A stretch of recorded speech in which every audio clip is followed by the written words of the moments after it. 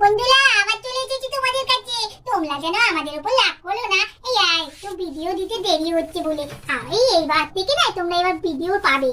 আচ্ছা, তাহলে আমাদের চ্যানেলটা বেশি করে দেখো, সাবস্ক্রাইব করো, শেয়ার করো, লাইক করো, আর কমেন্ট করে জানাবে যে ভিডিওগুলো তোমাদের কেমন লাগছে। এবার তাহলে ভিডিওটা শুরু করছি। আমার বাপু এই শীতকালটা খুব ভালো লাগে। কত ধরনের সবজি পাওয়া যায়, এই ফুলকপি, বাঁধাকপি, কড়াইশুটি, ওলকপি, আর কত ধরনের খাবার খাওয়া যায়। কচুরি, আরে কড়াইশুটি কচুরি রে, তারপর নতুন আলু উঠবে ছোট ছোট, তার গোটা গোটা আলুর দম, যা ভালো লাগে। আবার শীতকালে জানিস তো বেশ তা খেলেও বেশি করে খেলে সেটা হজমও হয়ে যায়। এই গরমের মতন নয়, বুঝেছিস, খেলে যেন হজম হতে চায় না। আমার তো ওই জন্য শীতকালটা খুবই ভালো লাগে। আর কতদিন পরে এই রোদটা আসছে, বেশ ভালোই লাগছে। তবে আগের মতন আর কোথায় ঠান্ডা পড়ে, আমরা তখন কত ঠান্ডায় পুরো কাঁপতাম। এখন তো দেখ না, গায়ে সোয়েটার না পরেও থাকা যাচ্ছে, তখন সোয়েটার না পরে থাকতেই পারতাম না। ও ঠাকুমা, তুমি তো অনেক কথা বাদই দিয়ে দিলে। শীতকালে তো আরো অনেক কিছু হয়। পিঠে পুলি, দুধ পুলি, তারপরে পাটি সাপটা, তারপরে চিতল পিঠে, কি যে খেতে ভালো লাগে। তবে তৈরি করতে বিরক্ত লাগে, জানো তো। বেশ কেউ তৈরি করে দিলে খেতে ভালো লাগে, কিন্তু কি করবো, বউ মানুষ হয়েছি তো, তৈরি করতে হয় এখন। আর তবে পিকনিক করতে যেতে খুব ভালো লাগে। ও ঠাকুমা, এবারে কিন্তু একটা শীতকালে পিকনিক করতে হবে। কি মজা হয় বলো তো সবাই মিলে। তবে মা, একটা কিন্তু শীতকালে খারাপ লাগে, এই গায়ে তেল না মাখলে গা ফেটে চৌচির হয়ে যায়। ইস, পা ফাটা গা ফাটা, বাবা, একদম আমার ওই জন্য ভাল লাগে না। তবে হ্যাঁ, খেলে হজম হয়ে যায়, এটা ঠিক বলেছেন। কত ধরনের খাবার। আর এই দেখুন, আপনার ছেলেকে কবে থেকে বলছি একটু ডাল এনে দাও না গো। শীতকাল পড়েছে, দুটো বড়ি দিই। বড়ি দিতে এই সময় রোদ পোয়াতেও ভালো লাগে, আর বড়ি দিতেও ভালো লাগে। বললে তো এই লোকটা একটা কথা শোনে না। দোকান থেকে ফিরে চলে আসবে, বলবে এই গো তোমার ডাল আনতে ভুলে গেছি। আজকে বলেছি ডাল আগে নিয়ে আসবে, কালকে বড়ি দেবো দুটো। ও মা, ঠিক বলেছেন। এবারে কিন্তু মা ওই যে চাল কুমড়ো দিয়ে যে বড়িটা দেয়, ওই বড়িটা দেবেন, খেতে খুব ভালো লাগে। আর গয়না বড়ি, ওটা কিন্তু আপনি এবারে দেবেন, ভাজা খেতে খুব ভালো লাগে, আপনার ছেলেরা খুব পছন্দ করে। দেখেছো বম্মা নাকি বলছে শীতকালটা ভালো। আমার তো একদমই ভালো লাগে না। শীতকালে সকালবেলা উঠে ওই লেপ থেকে গা থেকে লেপটা খুলে দিয়ে তবে স্কুল যেতে হয়। আমার তো একদমই ভালো লাগে না, মনে হয় লেপের মধ্যেই শুয়ে থাকি। আর মা জোর করে তুলে দেয় শীতকালে। উফ, কি ঠান্ডা কি ঠান্ডা। এই সকালবেলা যে স্কুলটা কেন হয় কে জানে। শীতকালে ভালো লাগে না? শীতকাল তো ভালোই লাগে, বড়মা তো ঠিকই বলেছে। আরে শীতকালে ঘুড়ি ওড়াতে পারি ছাদে উঠে, গরমকালে এরকম পারবি ঘুড়ি ওড়াতে। আর তারপরে কেক খাওয়া হবে, বড়দিন সামনে আসছে, তারপর পিকনিক করা হবে, কত আনন্দ হবে।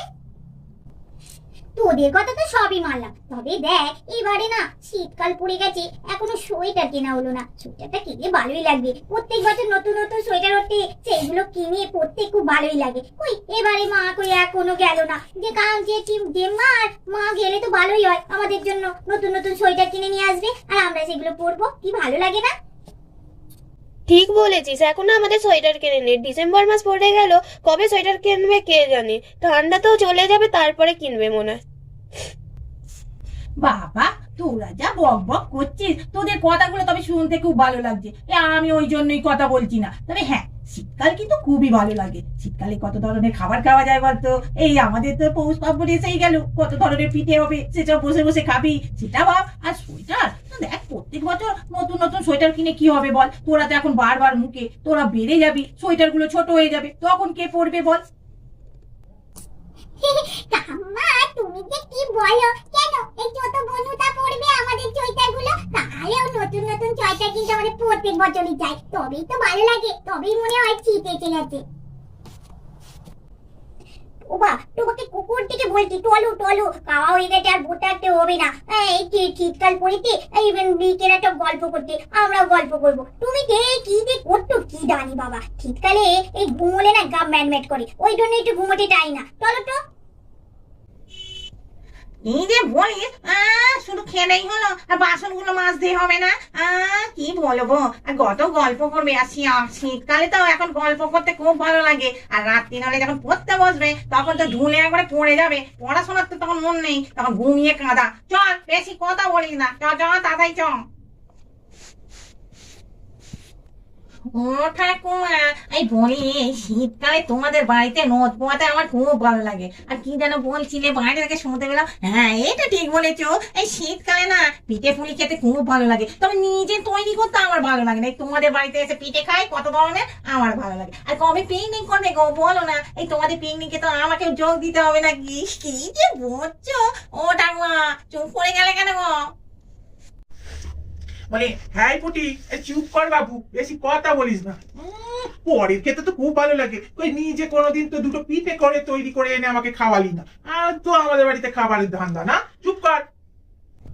সোয়েটার নেবে না কি গো? সোয়েটার ও দাদা দিদি, তোমরা সব ভেতরে শুয়ে থেকো না গো, বাইরে বেরিয়ে এসো। শীতের দিনই নতুন নতুন সোয়েটার, আমার হাতের তৈরি সোয়েটার, কে নেবেন? আসুন আসুন। ওই বড় নাথবো, ওই দেখ আগের বারের মতনই সোয়েটার বিক্রি করতে এসছে, ডাক ডাক, আমরা কি নেবো বলছিলাম তো, তোকে আর দোকানে যেতে হবে না। আরে এবার কানেই যদি পছন্দ হয় তবে এখানেই নিয়ে নিবি। ও দিদি এদিকে এসো গো, এই যে এই বাড়িতে এসো এসো, তোমার কি সোয়েটার এনেছো দেখি দেখি। হ্যাঁ গো দিদি ভাই, যাচ্ছি যাচ্ছি। এই দেখো দিদি, এই দেখো আমার হাতের সব তৈরি, বুঝেছো? এই দেখো সব সুন্দর সুন্দর রঙও পাবে আর জিনিসগুলোও ভালো হবে। অনেক দিন থেকেই বিক্রি করছি তো, কারো কাছে রিপোর্ট আছে না কিন্তু খারাপের, বুঝেছো? এই তোমরা নিয়ে দেখো না, খুব ভালো পাবে জিনিস, এই দোকানের থেকেও ভালো পাবে। ওমা দিদি, এই তুমি আগের বারেও এসেছিলে না আমাদের বাড়িতে সোয়েটার নিয়ে? বাহ, তোমার জিনিসগুলো কিন্তু খুব সুন্দর, বুঝেছো? আগের বারে নিয়ে কিন্তু আমরা পড়ছি, খুব ভালো, একটু রং চটেনি আর একটু কিচ্ছু হয়নি, খুব ভালো। আর খুব গরম তোমার সোয়েটার গুলো। তো দেখি এবারে কি সোয়েটার নিয়ে এসেছো। এই দেখো দিদি ভাইরা, এই যে একটা চাদর তৈরি করেছি, জানো এই সবার চাদরটা না এমনি নিতে কিরকম খুলে পড়ে যায়, ওই জন্য বয়স্ক মানুষদের জন্য এইরকম টুপিওয়ালা চাদর তৈরি করেছি, যাতে একবারে এই গলায় বেঁধে নেবে আর কিছু পড়বেও না আর ধরবেও না, যত ইচ্ছা কাজ করো সবই সুবিধা পাবে। দেখো আর রংটাও কত সুন্দর।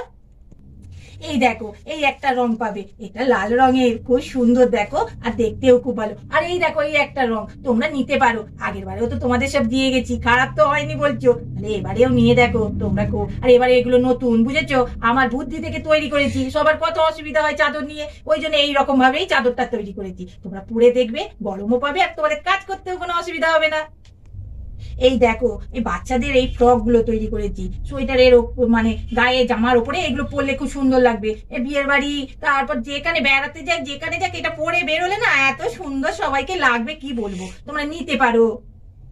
এই দেখো দিদি ভাই, এই দেখো এইগুলো হচ্ছে টুপিওয়ালা ফ্রক, এইগুলো টুপির সঙ্গে তো এখন বাচ্চারা দেখবে মাথায় টুপি পরতে যায় না, কিন্তু এই ফ্রক গুলো পরলে টুপিটা তো মাথায় অতি অবশ্যই দিতে হবে, তখন মাথায় টুপিও পরবে বাচ্চারা আর ঠান্ডাও লাগবে না। কি বলো, তৈরিটা কেমন করেছি বুদ্ধি করে? এই দেখো বৌদিরা, এই এই যে এই সোয়েটার গুলো দেখছো, এগুলো তোমরা কিন্তু পা পর্যন্ত, এটা শাড়ির ওপরেও পরতে পারবে, অসুবিধে কিছু নেই। হ্যাঁ তোমরা এই দেখো রংটাও কত সুন্দর, অরেঞ্জ কালার, খুব ভালো, এই তোমাদের পছন্দ হবেই হবে। এই দেখো এই একটাও আছে, ওই যে আগে দেখালাম, এটাও ফ্রক, বুঝেছো? এটাও সবুজ রঙের, এটাও ভালো লাগবে পরলে। দেখো তোমরা কোনগুলো নেবে, তোমরা এবার বেছে নাও। বা বা এই টুপিটা কবে এই টুইটারটা কিনে দিয়ে একটু, হ্যাঁ এটাই তো আমার টুইটারটা না রং টুটে গেছে, সেই টুইটারটাই একটু পরে আসছি। দেখো কত সুন্দর সুন্দর টুইটার এনেছে, হ্যাঁ একটা দাও না গো কিনে। এই এখন কিনতে হবে না, পরে কিনে দেবো। হ্যাঁ দিদি, এই দিয়ে দাও তুমি সব জিনিসগুলোই। আরে ভিডিওটা এখানেই শেষ করছি।